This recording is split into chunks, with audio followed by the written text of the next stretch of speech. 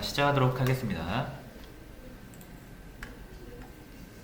일단 저희가 지난 시간에 했던 내용 같이 다시 한번 살펴보고 그 내용을 같이 또 진행하도록 할게요. 9일차, 11차 내용을 보시면 되고요. 생성자랑 스태틱, 그리고 접근 제어자를 이용한 캡슐화, 자, 이 세 가지가 주요 내용이었던 것 같아요. 자, 그래서 뭐 간단하게 그림판과 메모장으로 정리를 하고, 일주일 지났으니까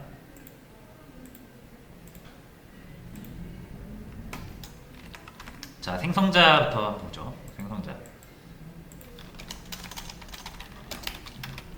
자, 생성자 같은 경우는 우리가 이제 클래스로부터 복사본인 이제 객체들을 생성을 할 수가 있다고 그랬죠.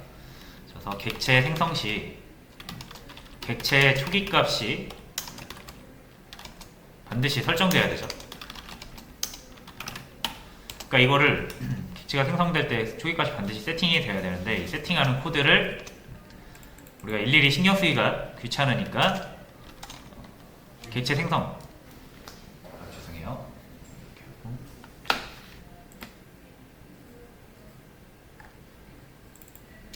잠시만요.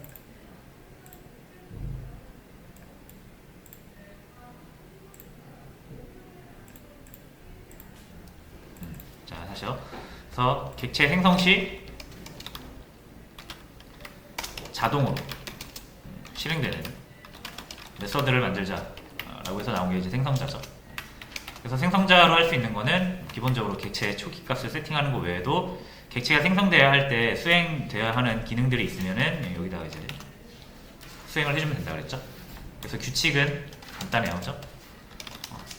자동으로 실행을 시켜주는 거, 이제 자바 실행 머신이 시켜주는 거니까 이 실행 머신, 자바 가상 머신이 알아들을 수, 자동으로 실행해야 되는 메서드임을 알아들을 수 있도록 규칙을 정하는 건데, 반드시 클래스 명과 동일하고, 그죠? 객체 이 생성자 생성을 할 때 객체가 반드시 나오잖아요, 그죠? 그럼 우리 객체를 조정하기 위한 리모컨을 받게 되는데 이걸 반드시 저장해야 된다 그랬죠? 그래서 생성자를 사용하면 리턴 타입이 따로 없어요. 리턴은 무조건 정해져 있기 때문에, 그죠? 객체 리모컨으로 리턴이 정해져 있기 때문에 우리가 리턴을 신경 쓸 필요는 없다. 리턴을 다른 걸로 바꿔서도 안 된다. 그래서 리턴이 없다. 리턴이란 개념 자체가 아예 적용이 안 돼요. 그래서 이렇게만 잘 지켜주시면 생성자를 우리가 사용할 수 있다. 자, 두 번째로 스태틱이라는 게 있었죠. 자, 스태틱은 이제 공유 자원 붙이는 키워드죠. 자, 이렇게 스태틱을 붙인 자원은 공유 자원이 되면서 클래스에 고정이 된다 그랬죠. 스태틱이라는 그 영어 단어 자체가 고정시키다, 이런 의미가 있으니까. 자, 클래스에 고정이 됐기 때문에 이제 인스턴스, 객체 두 개 같은 말이라고 했죠. 이게 분배되지 않고 모든 인스턴스, 모든 객체들이 같은 값을 공유하는 거죠.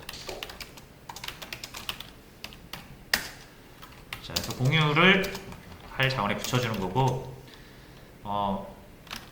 이제 여기서 주의할 점이라고 하면은,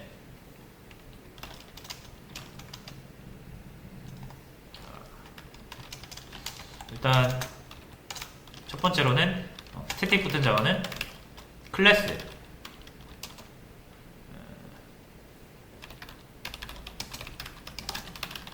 이거를 뭐 다 적으실 필요는 없고 그냥 쭉 지난 시간을 리마인드 한다고 생각하시면 돼요. 고정된 것이기 때문에 객체화하지 않고 바로 사용 가능. 편리한 면이 있죠, 그죠?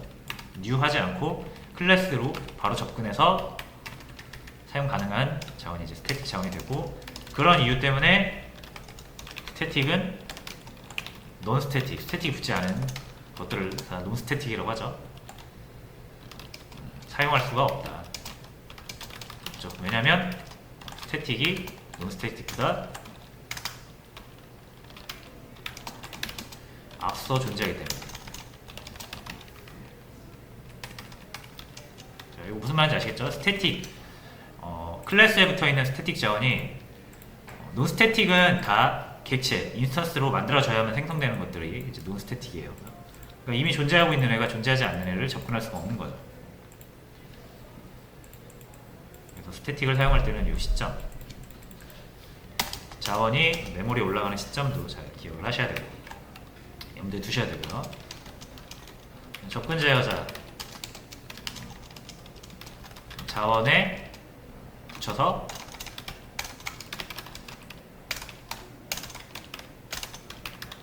해당 자원을 접근, 사용할 수 있는 권한 설정 하는 거였죠. 그래서 네 가지가 있었죠. 앞에서부터 개방적이에요. 모두에게 개방된 퍼블릭, 그리고 같은 패키지와 상속 관계에서만 접근이 가능한 프로텍티드, 같은 패키지에서만 접근 가능한 디폴트, 자기 자신만 쓸 수 있는 프라이빗. 그리고 우리가 이제 캡슐화를 할 때는 이제 요거랑 요게 좀 중요했었죠. 근데 이제 나중에 상속까지 하게 되면은 이런 것도 프로텍티드도 쓰게 됩니다. 근데 지금 뭐 모르셔도 되고 일단 요거랑 캡슐화 개념만 이해를 하시면 나중에 필요에 의해서 이거랑 이거랑 쓰실 수가 있을 거예요. 응용해서. 그래서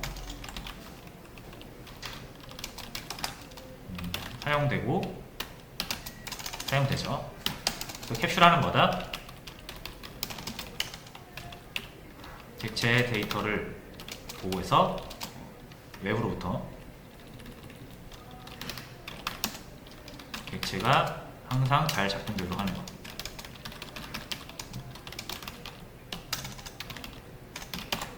그렇죠. 캡슐화는 이유. 그리고 사용자에게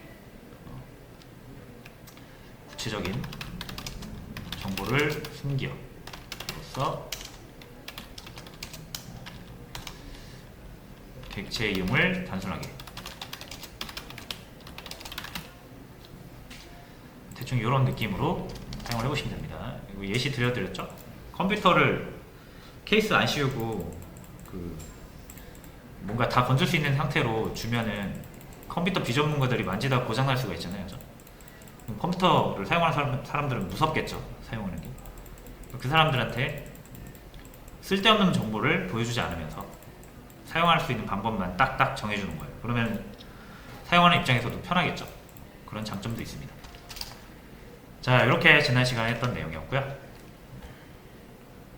자, 저희 프로젝트에는 뭐까지 적용했냐면 요 멤버 로그인 기능을 구현을 하면서 멤버 클래스를 만들었고 아티클 클래스, 멤버 클래스 모두 프라이빗과 퍼블릭을 이용한 세터 게터, 그래서 캡슐화를 진행을 했습니다. 그래서 이 세터 게터 만드는 그 네이밍 규칙이나 이런 거는 이제 다 이미 정해져 있기 때문에 여러분들이 지켜주시면 되고요. 안 지켜도 상관없지만 안 지키면 뭐가 안 좋다? 이거를 지키는 사람들로부터 혜택을 받을 수가 없다. 자바를 쓰는 사람들 다 이렇게 쓰니까 여러분들 쓰시면 됩니다. 자, 그리고 자, 오늘 할 내용은 일단 요구사항을 한번 볼게요. 오늘의 요구사항은 이렇습니다. 자, 10번 회원 가입, 회원 로그인 이렇게 두 개를 구현을 했었는데 이제 10번 명령어 입력 방식 변경이라고 되어 있어요. 이제 먼저 한번 볼게요. 자, 입출력 예시를 보면 이제 우리가 명령어 입력해 주세요 했을 때 기존에 그냥 리스트, 애드 이렇게 쳤잖아요. 그죠? 근데 이제 뭐가 생긴 거예요, 우리가? 멤버, 회원 기능이 하나 따로 생긴 거죠. 보시면은 이렇게 아티클에 관련된 내용만 있다가 회원 기능이 생겼어요. 이 회원 기능을 따로 구분하는 이유는 뭡니까? 저장소가 다르죠. 그러니까 결국 이 메서드라는 건 우리가 어떤 연산을 수행하고 기능, 다른 메서드를 호출하면서 어떤 진짜로 기능을 만들어내는 그런 곳이라고 보시면 되는데 근데 결국 이 메서드들이 사용하는 데이터는 어디에 있습니까? 여기 있잖아요. 그죠? 그러니까 이 자료들을 메서드들이 처리를 하는 방식이죠. 그 말은 무슨 말이에요? 이거 없으면 메서드도 의미가 없어요. 그죠? 그리고 메서드는 뭐가 존재하기 때문에 존재합니까? 데이터라는 게 존재하기 때문에 메서드가 존재하는 거죠. 그러니까 언제나 프로그래밍 하실 때 제일 본질은 뭐다? 본질은 데이터예요. 데이터. 데이터를 우리가 이제 구조화해서 뭐 설계하고 뭐 표현하고 하는 건데, 데이터가 이제 막 처리돼야 할 필요가 있으면 메서드로 처리를 하는 거죠. 데이터가 있기 때문에 메서드가 존재하는 거고, 이거를 제가 어떻게 말씀을 드렸냐면, 메서드는 데이터 의존족이다. 메서드는 데이터가 있기 때문에 존재하는 것이다. 라고 한번 말씀을 드린 적이 있는 것 같은데, 어쨌든 그래서 이 메서드와 이 데이터는 매우 유기적인 관계에 있어요. 그래서 캡슐화도 거기에서 파생 개념이잖아요. 메서드를 사용하는, 그러니까 메서드가 데이터를 사용하는데 데이터가 함부로 바뀌면 그걸 사용하는 메서드 다 안 될 수가 있다. 이걸 막기 위해서 데이터를 함부로 접근할 수 없게 프라이빗으로 막아놓는 거죠. 자, 어쨌든 이제 이 저장소 사용하는 데이터가 달라지잖아요. 아티클을 사용하는 메서드가 있을 거고 멤버스를 사용하는 메서드가 있을 거예요. 그래서 그러면 이제 이거를 우리가 보통 한 곳에서 다루지 않고요, 나눠요. 자, 요거 말씀을 드렸는지 제가 사실 잘 가물가물해서 한 번 더 말씀을 드릴게요. 설명을 할게요. 예를 들어서 클래스라는 게 결국은 이렇게 그래서 데이터를 모아놓는 거잖아요. 그래서 자, 다시 기존의 데이터 우리가 변수를 이렇게 표현했습니다. 자, 그래서 뭐 이렇게 데이터가 이렇게 들어있다라고 했을 때 이제 이 네 개의 데이터가 어떤 하나의 개념을 표현하기 위해서 필요한 데이터라고 생각을 하시면 얘네가 따로따로 다닐 일이 없겠죠. 무조건 같이 다녀야겠죠. 그걸 우리가 구조화한다고 그랬잖아요. 그래서 이거를 파편화된 상태로 하나하나 낱개로 다루는 게 아니라 더 큰 틀로 하나 묶어주는 게, 이게 뭐라 그랬습니까? 이 클래스라고 그랬잖아요. 구조화. 자, 그럼 본질은 데이터니까 비슷한 어떤 개념을 표현하기 위한 데이터를 이렇게 모아놨어요. 근데 이제 프로그램이라는 건 이제 현실을 반영해야 되는 거고, 현실은 계속 변하잖아요. 그죠? 그럼 이 데이터의 변화를 표현을 해야 되는데, 이걸 표현하기 위한 게 이제 연산이죠. 그죠? 좀 크게 그릴게요.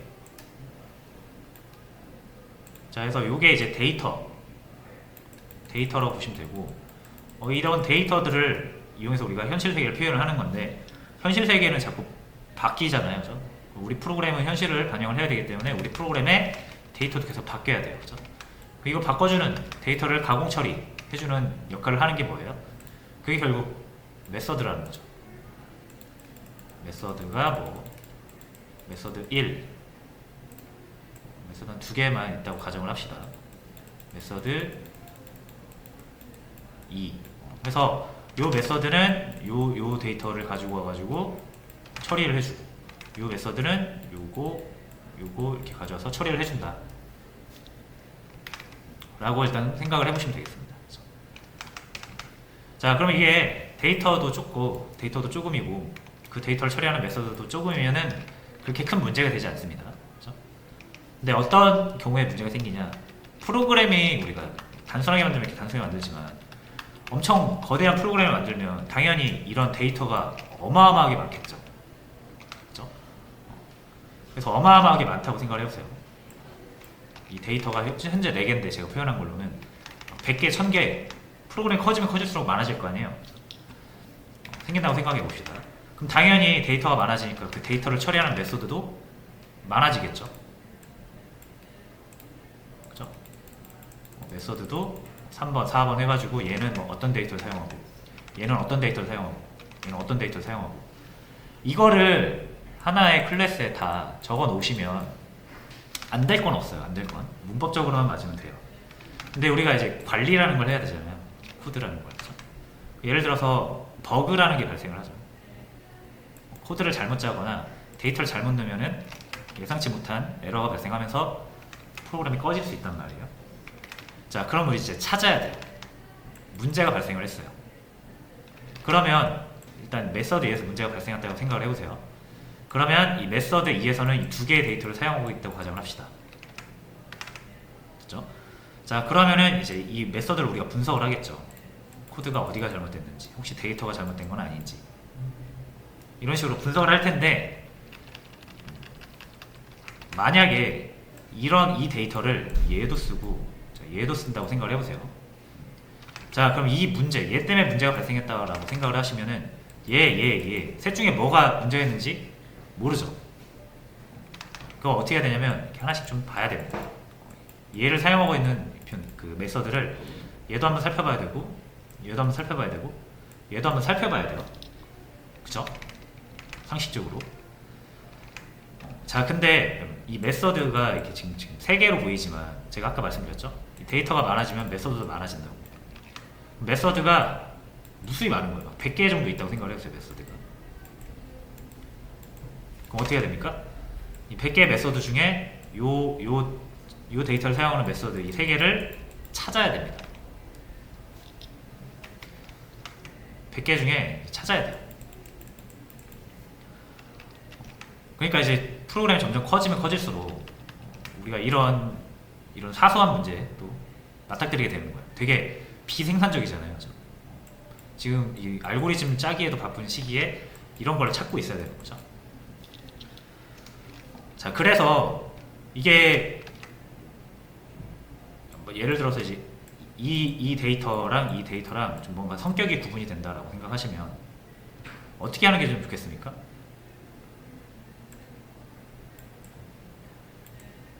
비슷한 건 좀 빼는 게 좋겠죠. 왜냐면 우리가 얘만 보고 싶을 때가 있고 얘만 보고 싶을 때가 있잖아요. 그죠? 근데 얘만 보고 싶을 때도 얘가 지금 한 곳에 있으니까 어지러운 거죠. 그래서 우리가 정리정돈이 필요하단 말이에요.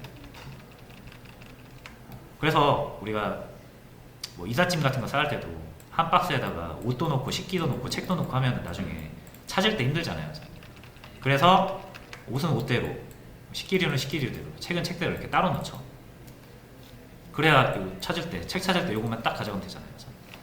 그러니까 이게 정리정돈이랑 비슷한 개념인데 이것도 마찬가지로 우리가 이것만 보고 싶으면 얘만 따로 담아두는 게 편하잖아요.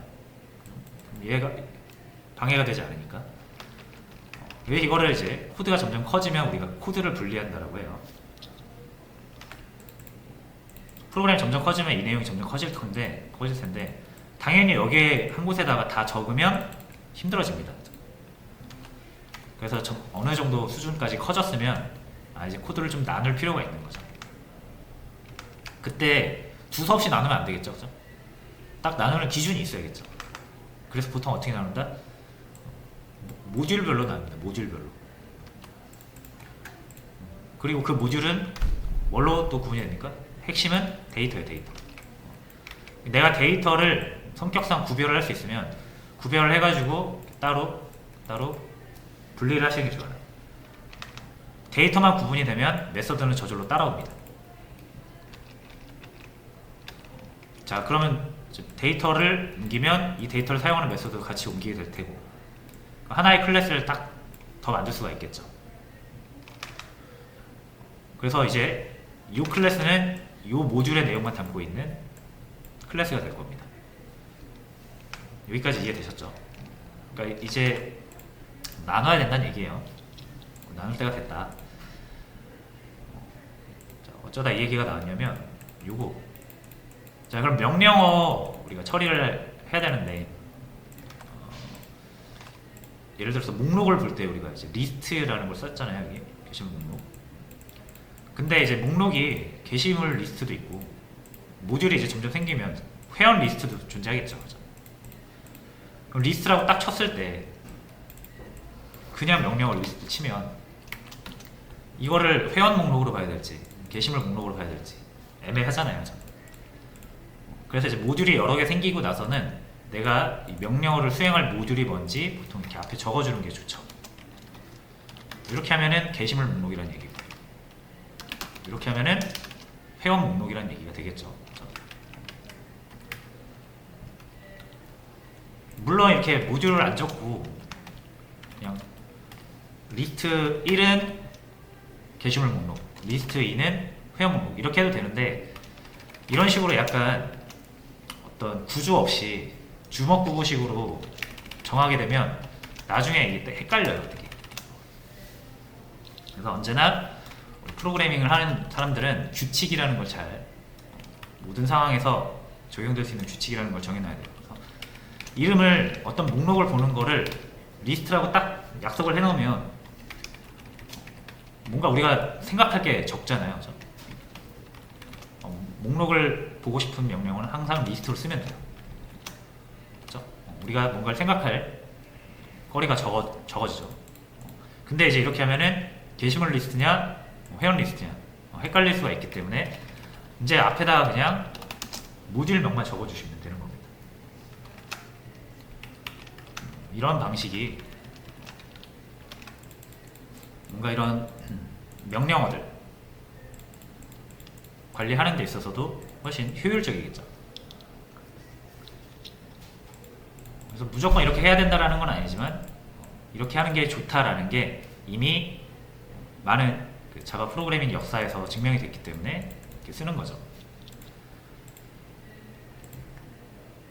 자, 그럼 어쨌든 뭐 이렇게 사용하기 싫으신 분들은 사용 안 하셔도 되긴 하는데, 저는 근데 요거를 사용하길 권장해 드리는 게, 요걸 해야 우리가 이제 다음 개념 상속을 좀 우리 프로그램에 적용을 시켜볼 수 있기 때문에 이렇게 진행을 해주시면 좀 좋을 것 같아요. 그래서 이제 요거를 쪼개도록 하겠습니다.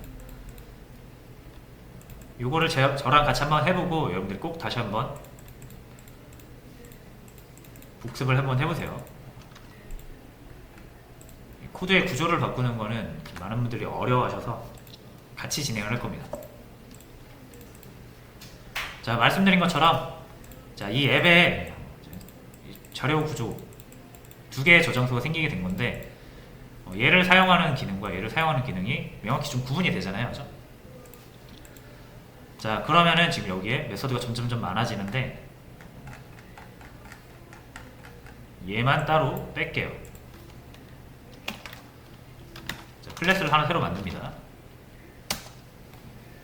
그래서 아티클이라고 할 거고,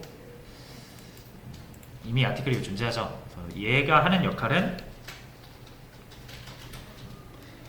어떤 그 게시물에 대한 기능들을 이렇게 좀 뭐랄까 관리해주고 있잖아요. 그죠? 컨트롤러라고 할게요. 아티클 컨트롤러라고 이름을 지어볼게요. 왜냐하면 이 저장소로부터 특정 명령에 맞는 메서드를 실행을 해주잖아요. 그러니까 뭔가 좀 중앙 관리 같은 느낌을 해주죠. 그래서 컨트롤러라고 이름을 지어봤고요. 항상 기준은 데이터입니다. 자, 그럼 지금 게시물에서 사용하는 데이터, 요거 아티클스, 얘를 여기도 이렇게 빼볼게요. 좀 섞여 있으니까 멤버랑. 자, 그리고 요 라스트 아이디, 요것도 우리가 이 게시물 만들 때 쓰는 데이터잖아요. 그러니까 얘도 뺍니다. 자, 그럼 데이터 가져오면은 이 데이터를 사용하는 메서드들이 다 에러가 나요. 이렇게 빨갛게. 그죠? 사용하던 데이터들이 없어졌으니까. 얘네들 다 같이 데리고 가면 돼요.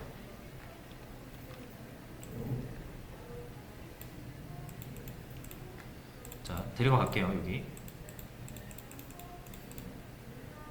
얘 잘라서 이렇게 옮겨주고, 이 빨간 줄 안 뜨죠? 자, 여기 add 역시 잘라서 여기로 옮겨줍니다. 자, 이런 식으로 계속 옮길 거예요. 자, 스캔이 없네요. 그죠? 스캔. 여기 스캔이 없죠? 스캔을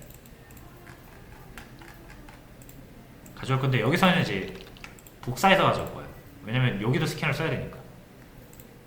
그래서 이 스캔은 여기다 새로 만들어주도록 하겠습니다.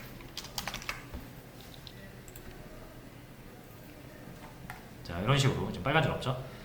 나머지 멤버를 제외한 요 위에 3개, 이 세 개를 제외한 나머지는 다 게시물에 관련된 메서드니까 이렇게 잘라가지고 여기로 가져옵니다. 문제 없죠? 그러면 이제 여기 앱에는 게시물에 관련된 내용이 없어요. 그죠? 자, 대신 여기 뭐 애드니 아티클이 이제 이런 거 push를 못 하잖아요. 없으니까. 자, 그래서 이것도 가져가면 돼요. 자, 이거 해볼게요. 요 게시물 그 아티클이 사용하는 메서드 호출 부분 있죠. 이 부분도 다 가져갈게요. 이렇게 해서 요 리드까지죠. 이렇게 자릅니다. 그리고 어디에? 여기에다 넣어줄 거예요. 이렇게 넣어주면은 바로 넣으면 안 되죠. 얘는 코드니까 메서드 안에서만 실행이 되잖아요.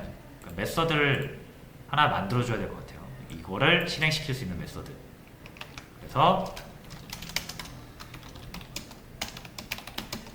이름은 뭐 아무렇게나 지시면 되는데 저 같은 경우는 두 커맨드라고 하겠습니다. 커맨드를 실행시키는 것이다.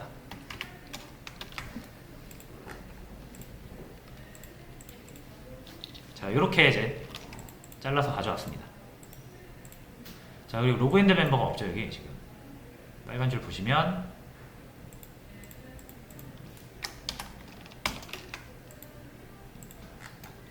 자, 이 로그인된 멤버가 없기 때문에 이거를 한번 가져와 볼게요. 일단 가져와 볼게요. 그래서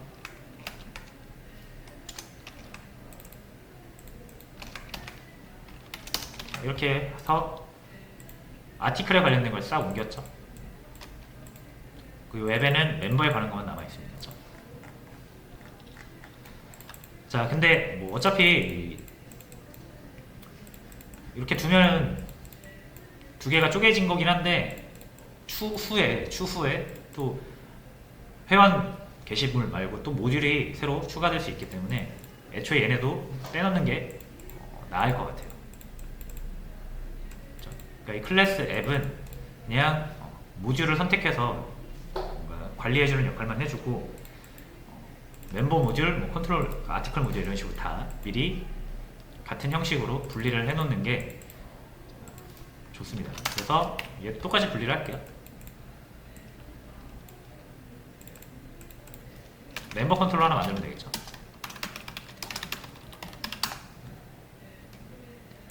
자, 멤버 컨트롤러고요. 그 다음에 여기는 아티클 커맨드라고 해주고, 자, 요 멤버 역시 웹에서 일단 요거 가져옵니다. 이렇게 가져와주고, 그럼 이제 이 멤버스를 사용하는 모든 메서드를 역시 가져와야겠죠? 남은 거 가져오면 돼요. 이렇게. 그래서 이렇게 넣어주고, 자, 그럼 여기도 로그인 멤버가 지금 빨간 줄 뜨죠? 일단 얘도 여기를 복사해서 넣어 놓을게요. 일단 에러 없애야 되니까. 자, 이렇게 한 다음에 이 메서드를 실행시켜 줄 수 있는 명령어 처리, 이 부분을 가져옵니다.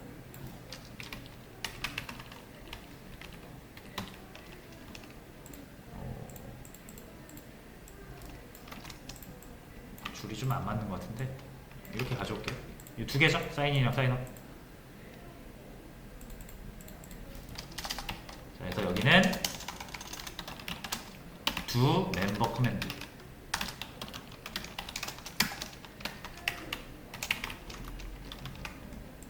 자, cmd는 아티클처럼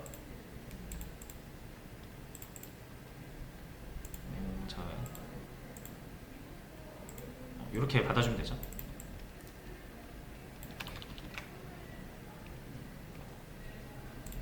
자, 여기서 이렇게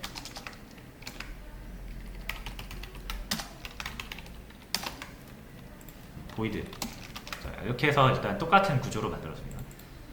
근데 이거랑 이거는 어차피 둘 다 적용을 받아야 되는 거니까 이제 이 부분을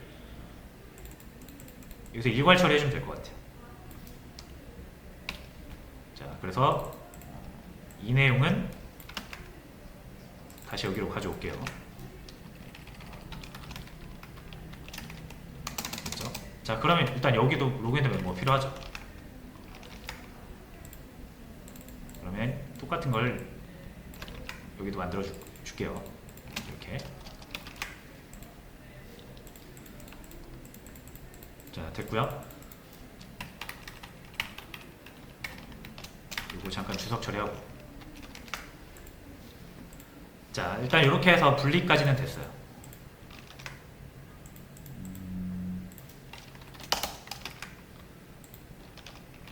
자, 일단 이렇게 해서 정리를 했는데, 이제 문제는 여기서 어쨌든 시작은 여기서 시작하잖아요. 그죠? 그래서 여기서 명령어 로그인 체크를 해가지고 명령어를 받고, 이 명령어를 분석을 해야 되는데 분석하는 코드가 다 여기로 갔죠. 여기로 가고 여기로 갔잖아요. 그죠? 그래서 이제 여기서 컨트롤러를 정해주는 거예요. 아티클 컨트롤러, 멤버 컨트롤러 둘 중에 하나를 선택을 한 후에 얘가 가지고 있는 이 메서드나 얘가 가지고 있는 이 메서드를 호출을 해주면 되겠죠. 자, 그래서 이 입력 방식을 보면 이렇게 들어오잖아요. 이제 리스트가 아니라 아티클 리스트, 사인업이 아니라 멤버 사인업. 그래서 이 앞에 적어주는 게 내가 어떤 모듈을 사용하겠다라는 정보잖아요. 그죠? 그러니까 아티클이면 뭐가 실행돼야 됩니까?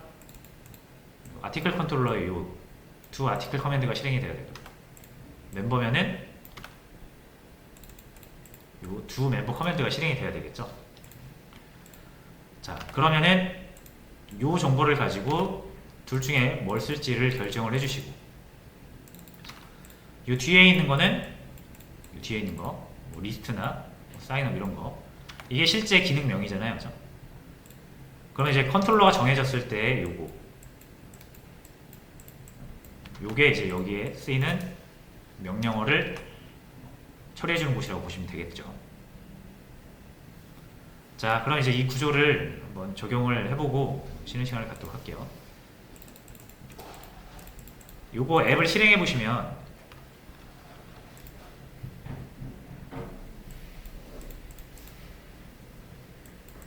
자, 일단 이렇게 나오죠. 잠시만, 이거 아닌데.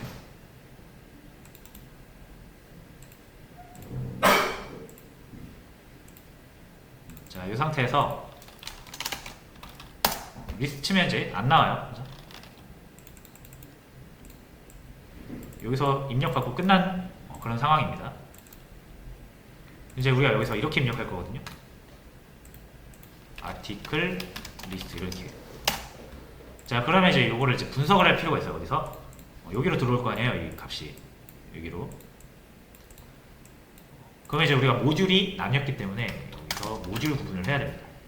해볼게요. 일단 이 들어오는 걸 한번 볼까요? 이렇게 cmd 땡땡. 그래서 만약에 아티클 이제 이렇게 들어오는 거죠. 요 값이 들어온 거죠. 자, 그럼 일단 요것만 우리가 봐야 되거든요. 요것만. 이게 아티클이냐 멤버냐 이걸 지금 따져야 되니까. 그럴 때 이제 우리는 요거를 자를 수가 있습니다. 요 공백을 기준으로 자르면 요거랑 잘리겠죠. 그래서 두 개를 구분을 해서 얘로 두 개를 선택을 해주고, 컨트롤러가 선택이 되면 요거를 내려보내서 여기에 맞게끔 실행이 되게 하려고 하는 겁니다. 자, 그럼 일단 문자열을 쪼개는 방법을 알아야 되거든요. 근데 이런 거는 뭐 문자열 쪼개기 같은 거는 구글링 하시면 바로 단번에 나오고 이해하는데 그렇게 어렵지 않으실 거기 때문에 이런 부분은 제가 따로 수업에서 나가진 않을 거예요. 자바의 어떤 특정 메소드를 사용하는 방법 같은 거는 수업 시간에 같이 하는 게 큰 의미가 없습니다. 이런 거 이제 원래 찾아보면서 하는 거라서. 그래서 이럴 때는 그냥 요거 문자열 자르기로 양 두 개를 잘라서 내가 요 정보랑 요 정보를 따로 이용하겠다. 요 정도 접근 방법만 같이 공유하면 되고, 이 스플릿이라는 거 이용할 거거든요.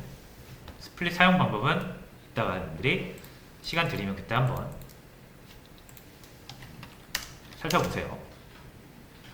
자, 이 스플릿이라는 건 이제 자바에서 스트링 문자열이 제공하는 메서드인데 스플릿이라고 있어요. 그래서 문자열 쪼개기 하시면 나올 거예요.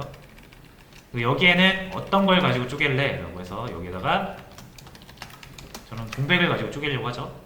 공백을 넣어주면 되고, 만약 점을 이용해서 쪼개겠다 이렇게 점을 넣으면 되고, 쪼개고 싶은 문자를 넣어주면 됩니다. 근데 저는 이제 이렇게 공백을 넣어서 구분하기로 했으니까 공백을 기준으로 쪼갤 거고요. 쪼개면은 쪼개어진 결과가 여러 개가 나올 거 아니에요, 그죠? 스트링 여러 개가 나오겠죠? 그래서 배열이 리턴이 됩니다. 쪼개어진 결과. 그래서 이렇게 해볼게요. 자, 그러면은 요거 출력을 한번 해보고,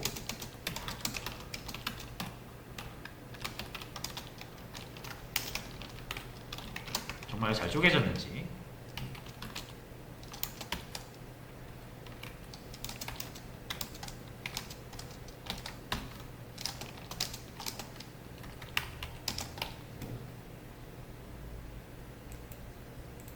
그래서 RST의 i번째.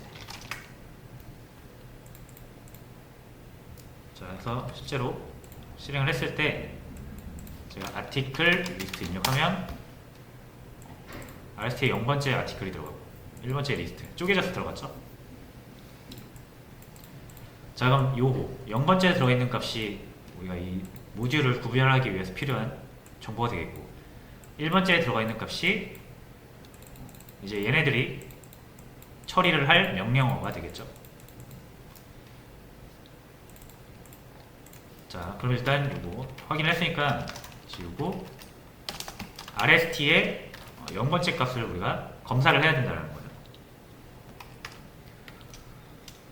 자, 이거를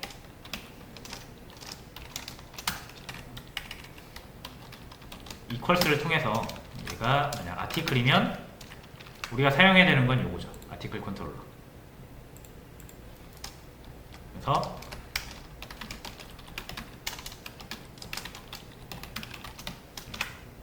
새로 만들어서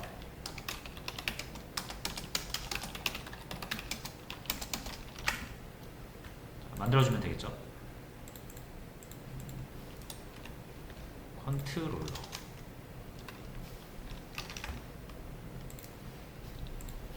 자, 이렇게 한 다음에 요거에 do article command 실행시켜 주시면 됩니다. 아티클이 아니라 멤버면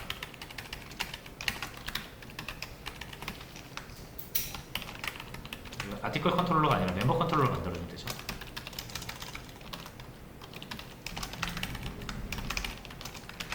이렇게 만들고, 얘는 do 멤버 커맨드. 자, 이렇게 해주면 되죠. 그 다음에 이렇게만 실행시키면 저희가 지금 뒤에서 입력한 요 명령어 있죠. 실제 명령어, 뭐 리스트라든지 add라든지 이런 거를 얘네가 처리해야 되는데 지금 이 cmd를 얘가 모르잖아요, 그죠? 그렇다고 여기서 새로운 명령어를 받아버리면 안 되겠죠. 애초에 우리가 리스트를 보겠다고 했는데 새로 받아버리면 안 되잖아요, 그죠? 그래서 이럴 때는 어떻게 한다? 0번째는 아까 이제 모듈 구분하는 데 다 썼고, 1번째에 저장되어 있는 나머지 요게 얘네들한테 넘어가야 되는 거죠. 얘네들한테. 그래서 여기에다가 1번째 이렇게 넘겨주면 돼요. 자, 근데 이렇게 넘기는 건 조금 이상하니까 이걸 그냥 변수를 하나 만들어서 이렇게 해주도록 할게요. 예를 들어서 RST의 0번째는 모듈 정보잖아요, 그죠? 그래서 모듈이라는 변수에다 담고, 요거는 기능이니까 펑션이라고 해서 변수를 만들어주면 우리가 좀 더 구별하기가 쉽죠. 그래서 여기에는 모듈, 여기에는 펑션 이렇게 넘겨주면 될 것 같고, 자 그러면 이 두 아티클 커맨드, 두 멤버 커맨드 둘 다 받아줘야겠죠. 자 여기서 뭐 똑같이 CMD로 쓰고 있으니까 CMD로 받아줄게요.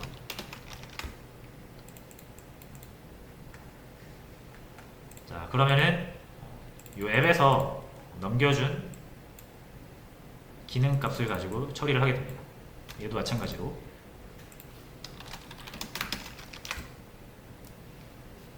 이렇게 입력받으면 이제 이거 필요 없죠. 이것도 필요 없죠.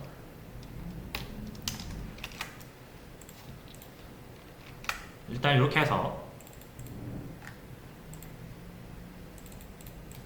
좀 구조를 분리를 해서 나눠봤습니다. 일단 잘 되는지만 확인하고 쉴게요. 이제 그냥 리스트 치면 안 나옵니다.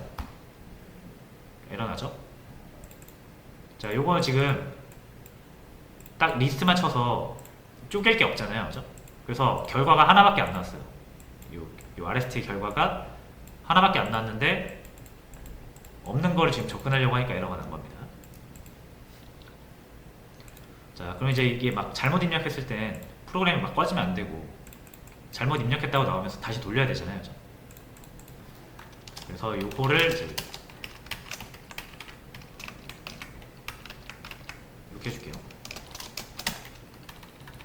얘가 쪼개진 결과가 적어도 사이즈가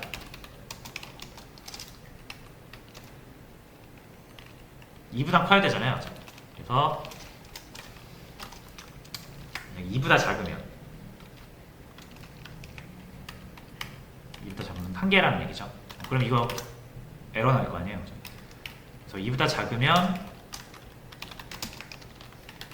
잘못된 명령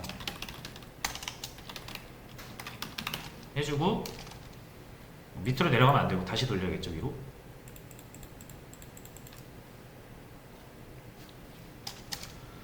자, 그러면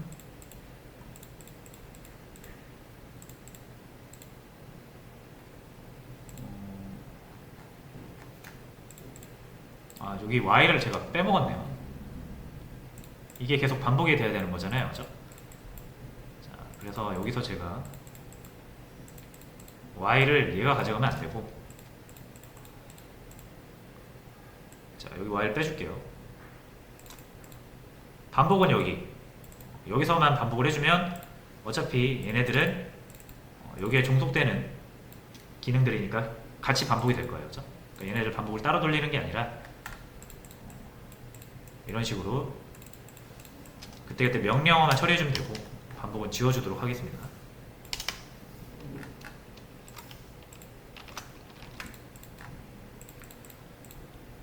됐고, 자 그럼 엑시트 역시 얘가 관할하는 게 아니죠.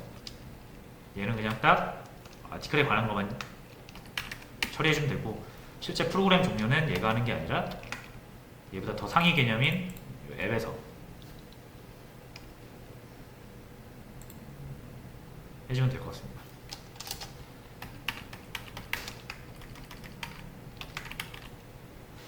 자, 됐죠? 그러면은 여기서 이거를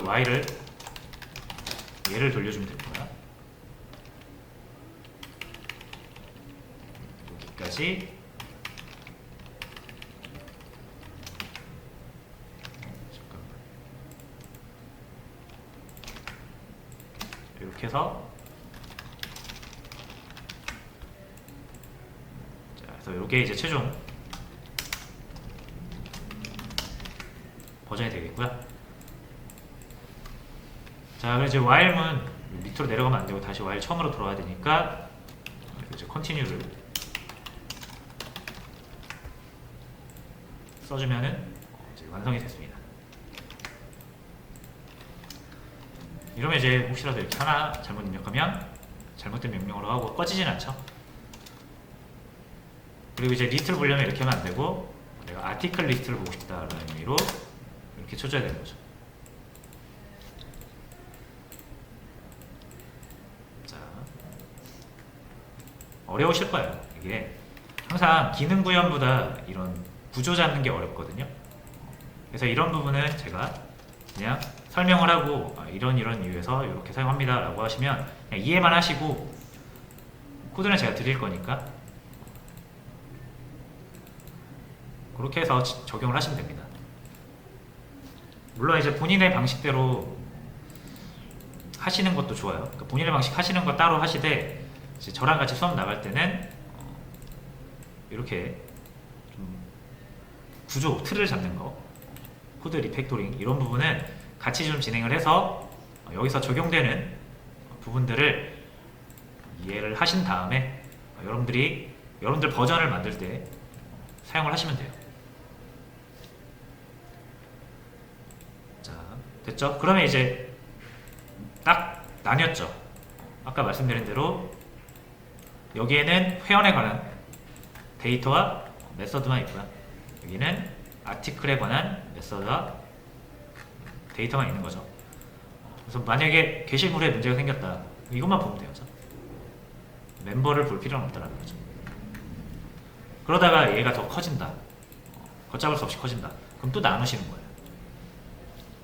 만약에 나중에 우리가 여기서 댓글도 달 거고 좋아요도 할 건데 그럼 여기 점점 커질 거거든요. 그럼 댓글은 또 댓글대로 나누고 좋아요는 좋아요대로 나누고 이렇게 할 수가 있습니다. 그거는 나중에 같이 한번 해보고 일단 요거 코드 올려드릴 테니까요.